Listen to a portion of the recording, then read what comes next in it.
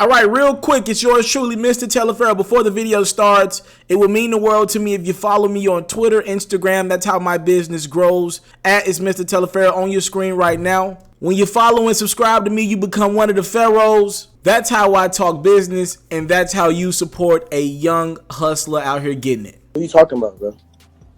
What you mean what I'm talking about? What dad homies you talking about? Nigga, fuck all your dad homies, nigga. I don't give a fuck who I'm talking about. Fuck all them niggas, nigga. Fuck Who you talking about? Fuck you Who you and your talking dad about? homies, nigga. Fuck you talking about. You mad? I'm gangster like that, nigga. Oh, you gangster like You that. know I'm gangster like that. Where you at? Nigga, I'm in Brooklyn, nigga. What the fuck you mean where I'm at? Nigga, I'm in Brooklyn, nigga. You know where I'm Alright, at. say less. Stay in Brooklyn.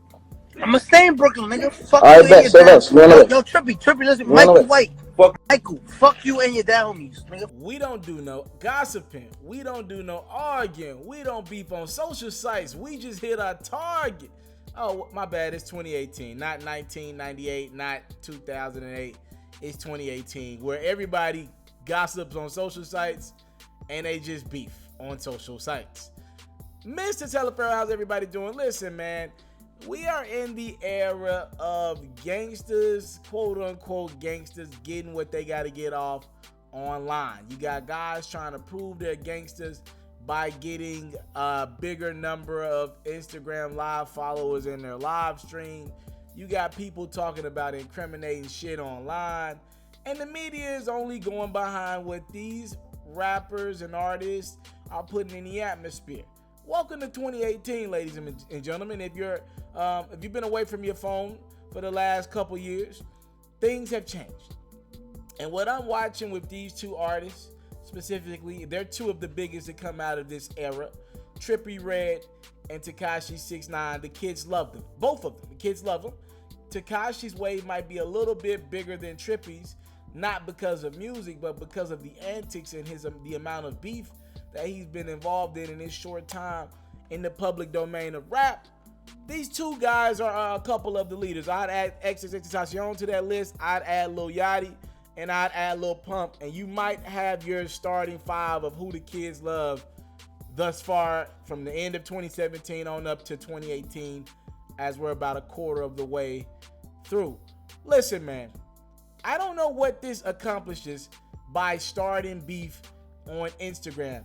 Actually, I do. I take that back. It's great branding. Because these artists, here's what happens. I don't think there are any gangsters. I'd hope there are not any gangsters in the comment section of these two guys' posts bigging the behavior up that they're doing. I hope there's no gangsters in their comments on their live stream saying, yo, this is the right way to do it. I believe in my heart of hearts that these are mostly kids bigging this up. The problem is when you see thousands, if not millions of comments saying, yo, you a real nigga, or yo, you real this, you real that. Yeah, he don't want it with you. He don't want it with you. You know what I mean? You just see the comments, you don't see the faces. See, if this were to take place in public, people wouldn't do this because they see faces. They know real. I know real when I see it. You know what I mean? So, but with the internet, you don't see faces. You just see comments. You don't know who these comments come from. You just see thousands, if not millions of them. That's why guys talk this type of behavior online. That what Tekashi just said to Trippie was outright disrespectful. You don't go there. You don't bring up nobody dead homies because you don't spark nerves. You don't do that. You don't strike nerves with people. You don't spark up those type of conversations. You don't do that.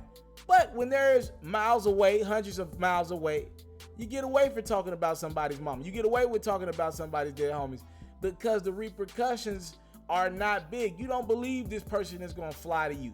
You don't believe they're going to actually hop on a plane, bring their team, and incriminate themselves online from the standpoint of actually inflicting harm to somebody. Because all these artists realize that ain't even about talent while they're here. It's about creating a social following, and they be fools to mess it up. Listen, everybody wins in the era from an artist standpoint when people beef online until some shit happens for real. I hate to tell you guys this, and I don't know if it's going to be Trippie or Tekashi situation, but sooner rather than later, there's going to be a real incident to happen with a couple of these rappers, these young artists, and we're all going to look back and be like, damn, what could we have done different to prevent this? And it'll be too little too late because it'll likely cost somebody their life, maybe in the way of somebody from one of these two camps or somebody's camp getting killed. Maybe the artist itself gets killed or seriously hurt. Or maybe one of these artists or somebody from their team end up in prison. We're going to all look back and be like, yo, what the heck were we doing? Is there any way to stop it? But if you watch J. Cole's interview with Angie Martinez, I think he eloquently stated, for the foreseeable future, there is nothing we can do about this gangster thugging, this gangster texting. There's absolutely nothing we can do about it because it is the way of the world right now. Fans gas this up, media gasses it up, and there's not a lot we can do about it, but all get clicks off of it in some form or fashion, unfortunately. Thank y'all for the time, love, support. Trippie Red and Tekashi 6ix9ine are beefing. You seen the conversation to start this video off. I don't know, man. You hope somebody get in their ear and say, yo, don't do this. But I believe drugs rule a lot of these conversations, and it's tough to get somebody to think clear when they're not mentally clear in their head. So I don't know if you can even stop some of this stuff anymore. I'm out.